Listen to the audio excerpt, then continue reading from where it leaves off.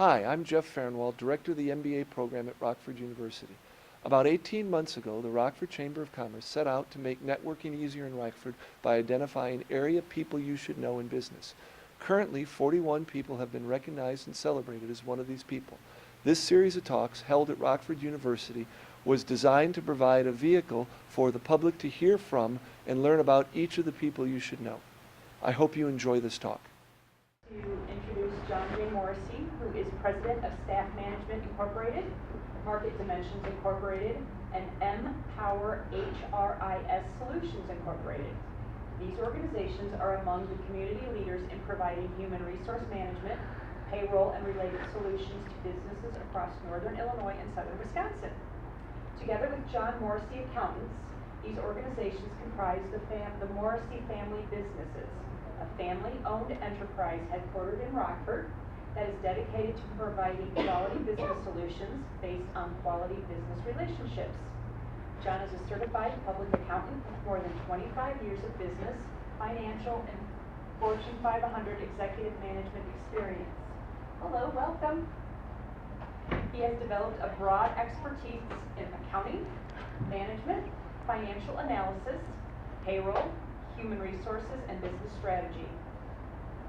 His leadership, enthusiasm, creativity, and problem-solving abilities are demonstrated every day in the variety of challenges posed by clients, colleague professionals, and these growing enterprises. He is quick to share his professional experiences in service to the community. He has his BS/BA in accounting from Creighton University. He has been the board of directors for Northwest Bank of Rockford, 1998, and the Foresight Financial Group IT and Loan Committee, 2010 to present. Awesome. He is part of the Rockford Health System Director, Rockford Memorial Development Foundation. He was director in 2008, vice chair 2010 to 2012, chairperson from 2012 to 2014, Light of the World Evangelical Ministries director in 2011, Boylan High School Campaign Cabinet 2010 and Strategic Planning Committee 2007 to 2010. If I could only talk, I'm sorry. Each week I think this is going to get easier and it never does. He's gotten the Veritas Award recipient from Boylan High School in 2014. He was also the 2014 Rockford Chamber of Commerce 20 People That You Should Know. John's married and has 2 children. Please help me welcome John Morrissey. Thanks, Michelle. Thanks to all of you, too. There is rarely anything more awkward than having somebody to read a bio. You're like, oh, that's not that important. That's not critical. But thank you for doing that, Michelle. It's hard. Especially I scratched out a number of things. Oh, that's not important. I took some of these things out as we went through. Let me begin by thanking Rockford University, and particularly the Graduate Program School, for the invitation to come this morning. Let me thank as well the Rockford Chamber of Commerce for their People You Should Know program. That's kind of what got me here, I guess. How many of you have been to this series from among the people you should know? Most of you. Good. So none of you are here to see me. I like that. That's terrific. I did make a few notes for myself. I'm probably going to refer to these a little bit as we go. But I had a chance to introduce myself to most of you as you came in. To the extent we can make this time together, a half hour, 45 minutes or so, a dialogue, I'm happy to do that. And so if something I say catches your fancy or bothers you in a way that says, hang on a second, let's talk about that, I'm more than happy to have you interrupt me and we'll go from there. Okay? So I've got an agenda, I've got an idea where I'd like to carry the talk. I was afraid that if I didn't, I'd be done too quickly. So, but please interrupt me, and to the extent we can make this a dialogue, I'd be happy with that. To a large degree, how many of you even heard what my topic was today? Anybody? Some of you? That's all right. To some large degree, I think I've spilled the candy in the lobby, right? Because the topic for my talk, in so many ways, is the talk, right? It should mean a little bit of something to everybody, and I hope we get a chance to explore with everybody what you got. The topic that I chose for today was, they're not employees, they're people.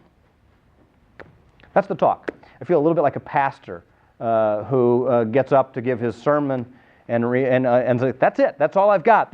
And if you don't get the message from that, anything I add will perhaps detract from the message. But like most pastors, I'm going to keep talking for a while. I'm hopeful. So I guess what I thought I would do is share a little bit of background about myself, then take that topic, let me explore down 3 or 4 roads. I'd love to hear from you what you hear, what you feel when you get that idea about they're not employees, they're people. So that's where I thought we'd go, and again, we'll have some dialogue. Michelle read through the bio. It's actually more simply summarized this way. Right now, it happens to be 17, 17, and 17 for me. I was 17 years here in Rockford, up through my high school years. I was 17 years away from Rockford, and now I've been back for 17 years. And for you math majors, yeah, that adds up way too fast. But I've been back at home running, working with our family businesses for 17 years. My time away was spent in Omaha, Nebraska, New York City, Sioux City, Iowa, Sydney, Australia, and then back to Sioux City before I found my way home. While I was off in those exotic locales, I was exploring my roots as an accountant first, and then eventually I joined Gateway 2000, a computer company some of you might be familiar with, the older ones in the group might be familiar with, an international marketer of PCs and cow-spotted sundries. I don't know if anybody saw this. Yesterday was Cow Appreciation Day over at Chick-fil-A. You wouldn't believe the number of cow-spotted things I could probably find in my wardrobe to help me out over at Chick-fil-A, but I missed it until about 9 o'clock last night. It was too late.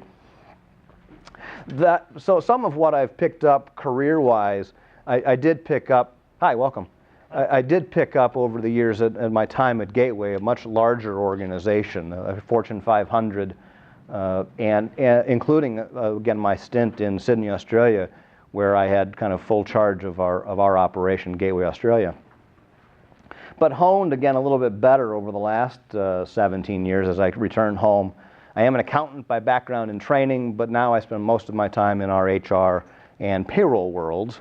And so it's that HR element that leads me to talk a little bit about they're not employees, they're people. I stole the title of the presentation from Peter Drucker. Some of you may be familiar with Peter Drucker, kind of considered the founder of modern management. I think he passed away, I don't know, 7, 8, 9 years ago now, I suppose, after a long and distinguished, I moved so you couldn't see me, sorry for that. A long and distinguished career as an author, educator, writer, and really, again, the founder of modern management. He wrote this article in 2002, and it was published in the Harvard Business Review. Later that year, he got the Presidential Medal of Freedom. This is a secular thinker in the world of what's happening in business, what's changing in business. And this article, and particularly the title of the article, it's kind of fascinated me since I first learned of it now, a dozen, 13 years ago. So I want to try to go a little bit with 4 different avenues that I've got in mind that might make some sense as I take this thing. Let's start with the reason he wrote this article in the first place. He was talking at the time about trends in outsourcing human resource functions. This is one of our businesses. Staff management is an outsourcer of HR functions, and that's what brings the article to my attention in the first place. I'm not going to talk a lot about our business. That's not really the point here. Drucker spoke about outsourcing HR, and unsurprisingly, why I found the article I liked it, concluded that companies have ample reasons to try to do away with the routine chores of employee relations, whether by systematizing employee management in-house or outsourcing it to a PEO, professional employer organization. But they need to be careful that they don't damage or destroy relationships with people in the process. Indeed, the main benefit of decreasing paperwork may be to gain more time in people relations. The argument that he highlights, I thought was pretty clear and compelling. Again, I had read some of his stuff before. He says, to the extent that you get involved, when you're working with an employee, to the extent you get involved with talking about what's in the employee handbook, which policy they violated or didn't violate by wearing the wrong color shoes, you're missing a key element of your relationship with an employee that has to do with understanding who they are, what motivates them, what moves them, what's going to make them a better employee. And if you fail to meet them at that level, you're missing it. That was really the crux of his whole article. If any of you would like it, I'll take have a business card or get your name, email. I will email you a link to the whole article. Happy to do that. Why? Well, part of it was the increasing complexities we see in the workforce, right? We've got regulations coming out virtually every orifice that says we have to do it this way and that way and the next way. And however your political leanings and what you love or don't like about the Affordable Care Act, what you love or don't love about family medical leave, the idea of lots of paid holidays, lots of paid sick time, lots of paid maternity leave, a year off with your kids. However you feel about that politically, recognize it is new regulation, and somebody has to then measure it, manage it, take care of it, and work through it. And Drucker's point, I think, well stated, was it makes sense to think about outsourcing some of those pieces. But he continued, and I liked this. He says it's one thing for a company to take advantage of long-term freelance talent or to outsource its more tedious aspects of HR management. It's quite another to forget that in the process, that developing talent is business's most important task. Developing talent is business's most important task. His words, I love them, the sine qua non of competition in a knowledge economy. Sine qua non, I remember a little bit of my high school Latin, without which there is nothing. Okay? Without developing talent, don't bother being in business. You have nothing. The sine qua non of what you're trying to achieve in business is developing talent. Drucker's thoughts. And if you spend your time and energies as a supervisor, as a boss, as a business owner, picking on the little stuff and miss the developing talent, well, shame on you for one, and number two, you're doing it wrong, right? You're doing it wrong. And I appreciated that. Why else? Well, the threat of lawsuits, right? We live in a litigious society, and for every regulation that I might name that takes up some time in the HR world, the American with Disabilities Act, Family Medical Leave Act, the Age Discrimination and Employment Act, for every one of those regulations I can name, I can also find a large body of work in the court systems that say, aha, and folks who have rightly, in many cases, taken up their cause against an employer and said, that's not the way this is supposed to work, where's my money? I suspect there's some wrongly that got to that spot as well, but for the most part, they found employers not behaving themselves and taking advantage of the workers. So I've long loved that idea of developing talent. By the way, it's hard to do, hard to make happen all the time, make an everyday habit out of it. But I've loved that idea that developing talent is that sine qua non of competition in the knowledge economy. In fact, he continues, and I like this as well, if by offloading employee relations, organizations lose their capacity to develop people, they will have made a devil's bargain indeed. That capacity to develop people, critical to it. So again, the first area from the article really had to do with this outsourcing idea. It's like, look, get some of these pieces off your plate so that you can spend more time on the key parts of employee relations. And that's where I really wanted to spend kind of the second piece. The article also talks to this idea of a changing workforce. It says, I'll summarize this, I may read a couple of pieces of it, but as recently as the 1950s, some 90% of the workforce was essentially non-exempt, right? Those folks that are working, they're not supervisors, managers, bosses. Some 90% of the workforce was non-exempt. They essentially did what they were told, or at least supposed to do what they were told. That was the idea. You showed up to work for the purpose of doing what you're told. Exempt people, the supervisors, managers, the white collars, if you will, were the ones that typically had the education and the supposed to have had the developed sense of what to do, and therefore were to tell the non-exempt what to do. I wasn't around in the 1950s, so if my picture of that isn't exactly right, forgive me for it. But that's the essence of, you can see the shift, right? Now we have a situation where we've got some 40% of the entire workforce being what Drucker coined as knowledge workers, right? Folks that use their professional expertise, their education, their experience to execute a function, not show up to work, do what you're told, and do this. I don't want to denigrate that role in the workforce. It's still a critical role.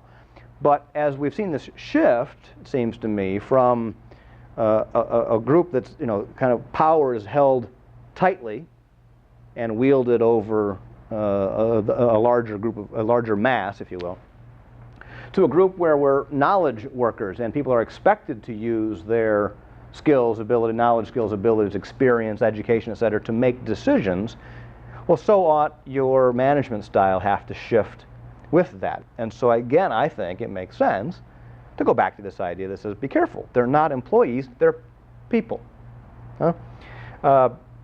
They are associates, they are colleagues, they are co-workers, not subordinates, not employees, not underlings, whatever, right? So even our language shifts a little bit in that regard. We essentially coined this idea of the knowledge worker. But it seems to me that with that shift, we now have to spend more of our time as I'll say bosses, understanding our workforce. Who are you? Why are you here?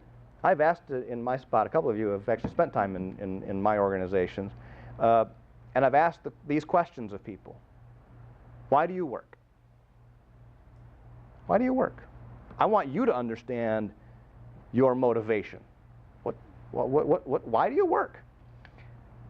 I'm perfectly okay with the idea that maybe the first reason, I need money, right? I want to have a place to live, I want a car, I'm trying to get my children educated, whatever that is, I need the money. Okay.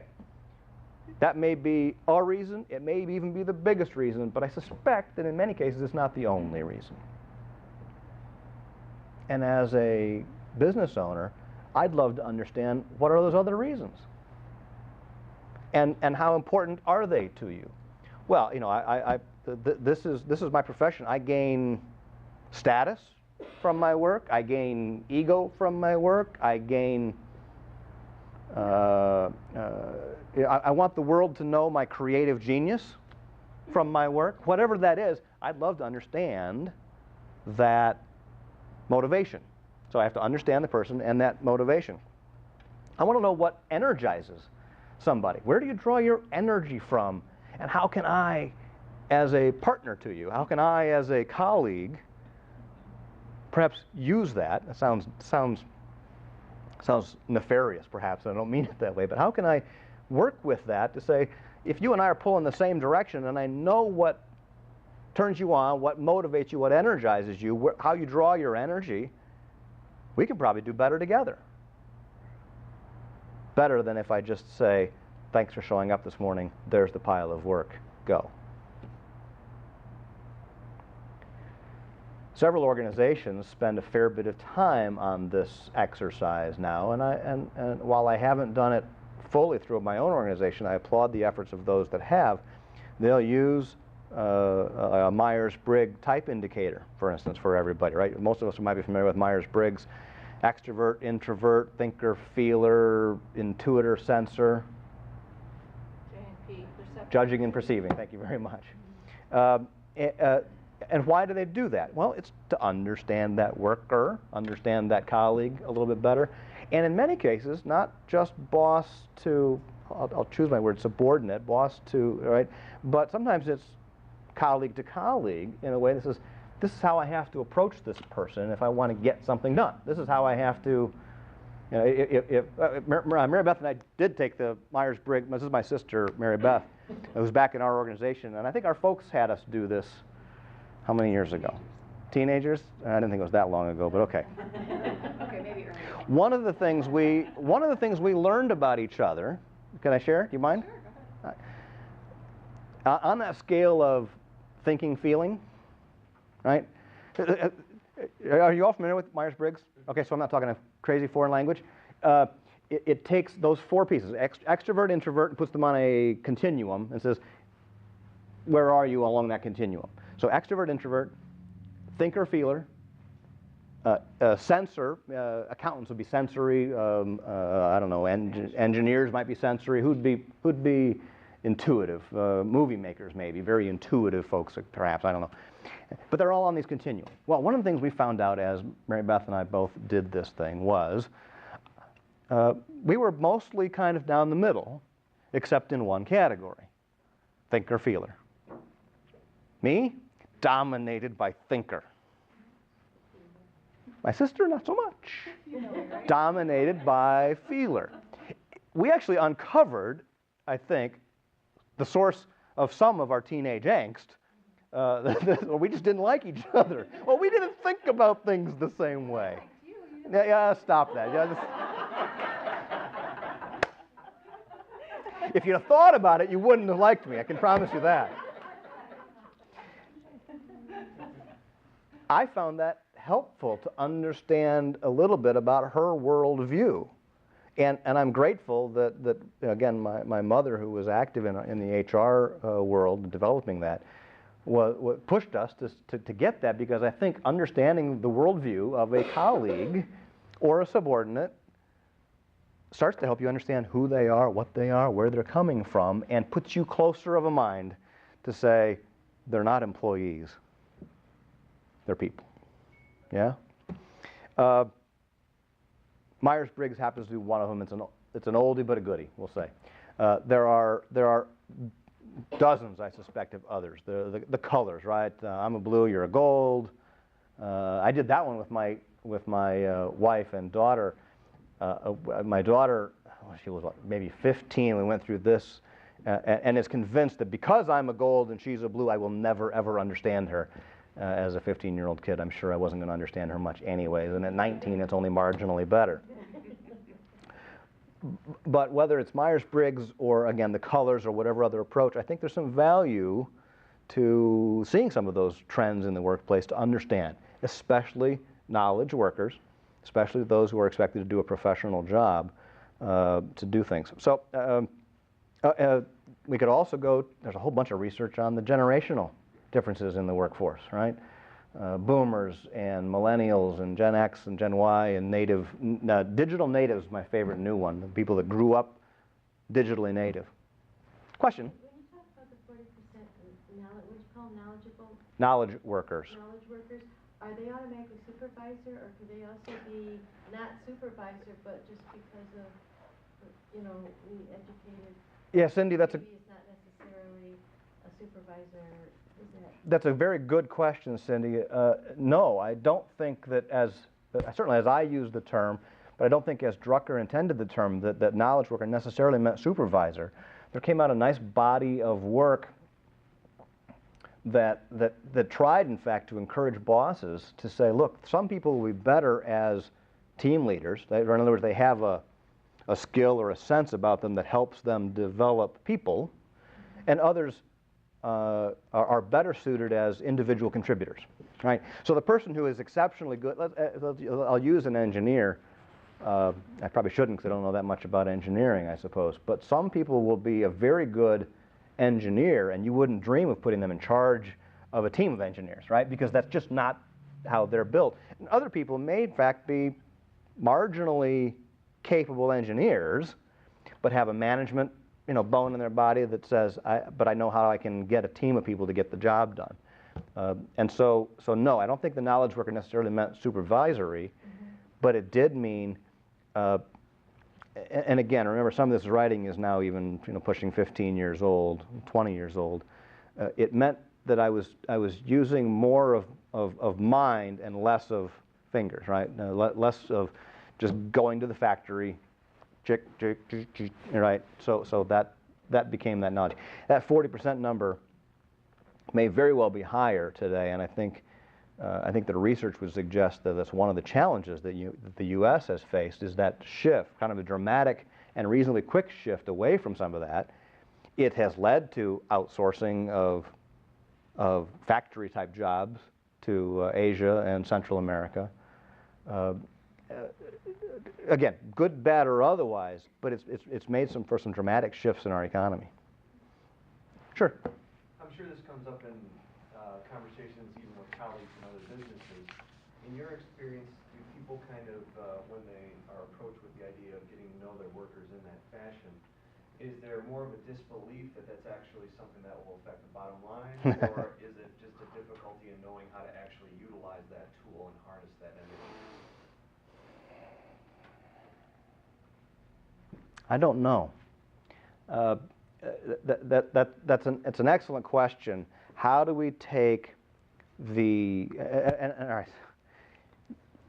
You've heard the phrase that to a man with a hammer, the whole world looks like a nail, right? Okay, because if that's the tool I have, then the whole world looks like a problem to be solved. Oh, I'm an accountant, so I do have this sometimes dogged focus on a bottom line for a business, mine or for a client. And it is difficult sometimes to draw a line from that bottom line back up through an organization to say, yeah, but were you nice to your colleagues today? Do you understand who your colleagues are? Do you, that's not an easy or straight line. Or even placement too, I'm sure, to say whether or not that was the right person for that right. Well, that's right. So, and the other piece that Drucker spent a fair bit of his time researching and writing about was management by objective, right? So this whole idea of sitting with an employee, setting goals, SMART goals, right? Specific, measurable, et cetera. We've all seen most of those things. It is largely born out of some of Drucker's work that says we're going to set objectives here, targets, goals, all of which were then designed to say, yeah, let's get this to the bottom line. Drucker then and still has his detractors that say we shouldn't have spent as much time focusing on those kind of management, that kind of management by objectives.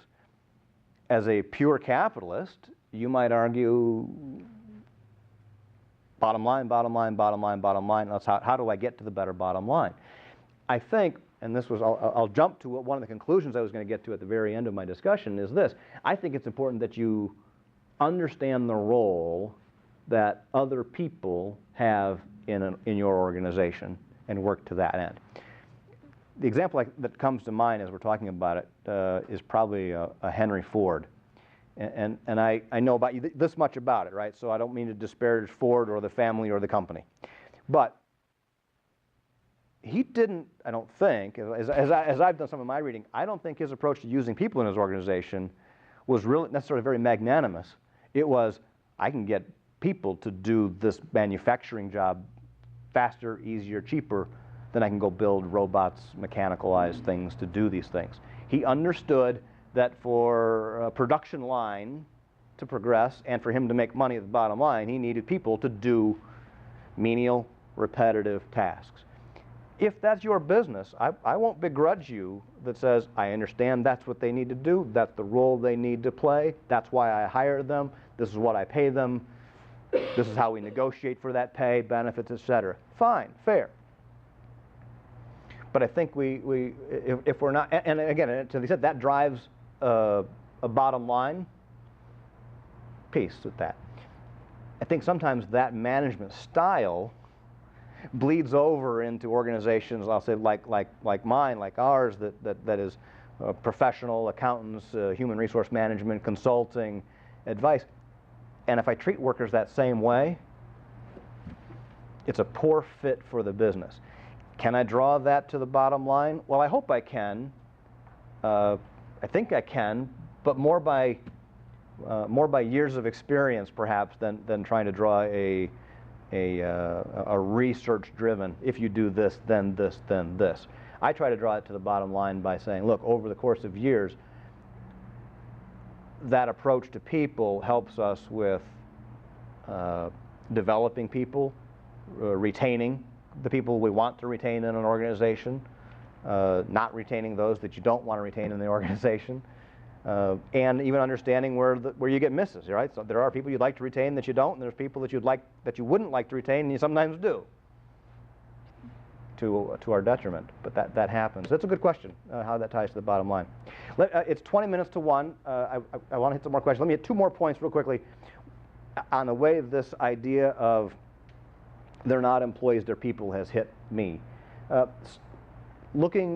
third category, I think, is looking through the employee handbook, right? And saying, I don't want to look at you as an employee, I want to think about the people side. We had this circumstance in our organization. Again, we manage HR for several other companies. Employee calls up, says, I'm not going to make it into work today, or at least I'm going to be pretty late. Oh, okay. Why? What's going on? Well,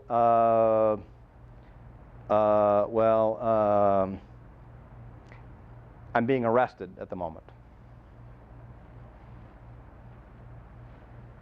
I guarantee you there's nothing in your handbook that says, here's what to do if one of your employees is being arrested and can't make it to work. Prove me wrong. I didn't think so. Your employee handbook isn't going to help you with that situation. As a boss, what do you say? What do you do? And I'll suggest right away, you don't treat them as an employee. You try to understand their personal situation. Now, you're also going to spend some time figuring out what's the impact on my business today because they're not making it. What's my impact on my business tomorrow when maybe I have to try to figure out, did they get out for the day? What were they in for? What were they being charged? Right? I mean, think of it. Where does your mind go? A person with some bad parking tickets that caught up with them and they're being arrested, and depending on your business, you go, whatever. Don't let it happen again. You missed work. Stop it, right? A person who hurt somebody, and your mind goes different places. And I guess my encouragement is you cannot spend your energies as a boss thinking of that as an employment situation first. You need to think of it as a human situation. Similarly, when we're faced with illnesses in the workplace, physical, mental illnesses, employee that says, I'm having panic attacks. Okay, well, that's real. I get that. What's the impact to the business? What's the impact to clients? What's the impact to what's going on? But at some level, it's also, how can I help you get well, healthier? What role is the business playing, or stresses that are here playing? You have to, in my view, look at them as people, not just employees. So that's the third area that my mind goes to with that. And the last quick area is this.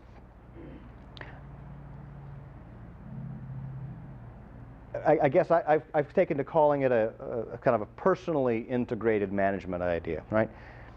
I choose to spend a fair bit of my life, my waking hours at work. I choose to do that. Not everybody does choose to do that, but I do. And I don't think it's right or fair for me to say, that's who I am at work, and this is who I am outside of work. I think it's important that we work towards greater integration of ourselves, greater integrity, greater integral, getting these forces to make sense one against the other. Okay, so it seems to me, and I come from a tradition of faith that's important to me. Doesn't matter which faith, frankly, but because most of them teach love at some level. I think it's reasonable when I hear they're not employees, they're people. It's a reminder to me, it's an exhortation to me that says, don't make this all about work. Look through to the situation, love first, and then sort through whatever challenges that might create. Those are the 4 areas that I thought I'd spend my time talking about. It's now 1:45. I did promise that I would wrap up to the point that I'd let you all get back to your desks at 1 o'clock. I am happy to stick around for a little bit and answer whatever questions you may have, or at least make fun of you for asking them. If you have questions now, or would like to further the conversation, or share with me something else that hits you when you hear they're not employees, they're people, I'd love to hear it from you. I'd love to.